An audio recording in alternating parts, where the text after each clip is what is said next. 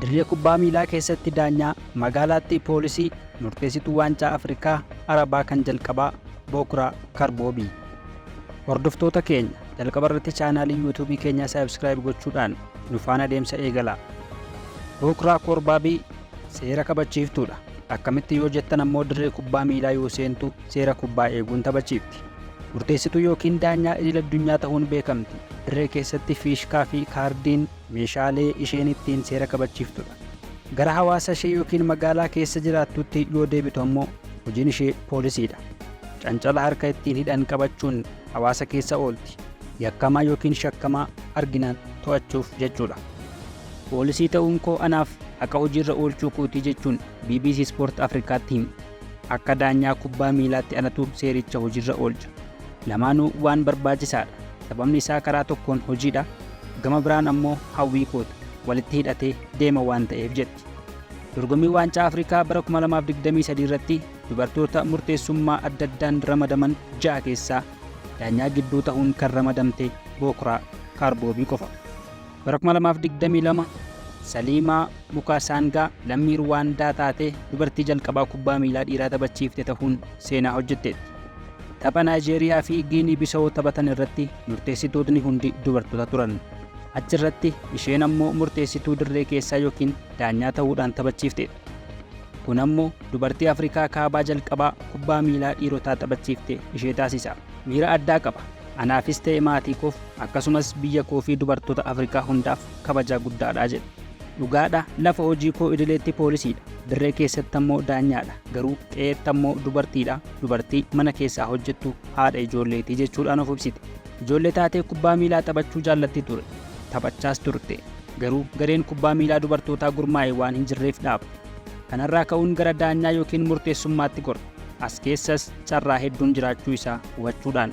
Karboobiin abjuu ishee kana galmaan ga'uuf jecha yoo tattaafattu mormii guddaan maatii isheerraa ishee mudateera. Magaalaa xiqqoo safuu leellisan keessatti dhaladhee guddadhe. Kanaafuu abjuun ispoortii keessatti qabu milkeessuuf tattaafachuu koo maatiin koo hin fudhanne ture jechuun bara 2021 UN Arab irratti dubbata. Gufuu guddaa kan isheetti ta'an ammoo obbolaa ishee dhiirotaati. Guyyaa tokko gargaartuu daanyaa yookiin erbee raastuu sarararraa ta'uudhaan osoo taphachiiftuu arganii erbee sana harkaa fuudhanii cicciran. Isheenis ijoollee waan turteef boossee deebistee suphuudhaan taphachiisuu itti fufte. Garuu bara 2007 osoo isheen kubbaa miilaa dubartootaa taphachiiftuu abbaan ishee argan. Kanumaan hojii ishee kana jaallachuudhaan akka abjuu ishee milkeessituuf deeggarsa taasisuufii jalqaban. Har'a dubartoota Arabaaf dirree keessatti fakkeenya jabduudha. Bara 2020 keessa dubartii Arabaa jalqabaa kubbaa miilaa dhiirotaa taphachiifte ta'uu ishee qofa osoo hin taane dubartii Afrikaa jalqabaa ogummaa vaariidhaan ga'umsa qabaachuun dabarsitedha. Afrikaarraa liigota isaanii keessatti guutummaan guutuutti tajaajila vaarii hojiirra kan oolchan Morookoo fi Masrii qofadha. Lammii Morookoo ta'uu kootti nan boone. Sababni isaa Morookoon biyya Afrikaa jalqabaa vaarii hojiirra oolchitedha jedha. Bara 2021 xumura waancaa Afrikaa irratti vaarii irratti gargaartuu daanyaa tahee hojjechuu kootti hedduun boonaa jetteetti. Kana jechuun dubartoonni akkuma dhiirotaa gosa hojii kamiyyuu keessatti hojjechuu danda'u jechuudha. Yeroo hundaa kana dhugoomsuuf qabsaa'aa turre. Akka gochuu dandeenyus kunoo isaanitti agarsiifneerraa jetti. Karboobiin daanyaa idil addunyaa ta'uun jalqaba kan taphachiifte waancaa Afrikaa dubartootaa bara 2018 Gaanaan qopheessite irratti ture. Daanyoonni dubartoota addunyaa hojii isaanii miidhagaa kubbaa miilaa keessatti agarsiisaa jiru. Bara 2022 lammiin Faransaay Istiifanii Firaapaart dubartii jalqabaa waancaa addunyaa irratti taphachiifte taate. Tapha Koostaariikaa fi Jarmanii isheetu taphachiise. Akkas ta'e ammayyuu dubartoonni ga'umsa isaanii agarsiisuuf fageenya dheeraa deemuutu isaanirra jiraa jetti. Dhugaadha. Sadarkaa kanarra ga'uuf dubartoonni cimanii hojjechuu qabu. Hojii adda ta'e tokko hojjechuu qabu. Jalqaba qaamaan. Sababni isaas kubbaa miilaa dhiirotaa taphachiisuuf ga'umsa qaamaa qabaachuu qabdaa jedha. Sana booda ogummaa teeknikaa seera taphaa irratti qabaachuun dirqama. Dhiirri yoo dogoggora hojjete nama waan ta'eef ni uumamaa jedhu. Dubartiin garuu dogoggora wal fakkaataa tokkoof dachaadhaan qeeqamti. Dubartii waan taateef qofa. Biyya ishee Morokootti Karboobiin hojii poolisii hojjetti. Waayillan ishee murteessummaa ishee jaallatan irraas deeggarsa gaarii argata. Yaada xinnoo natti baay'isu. Maaliif akkas hin goone? Maaliif akkas goota?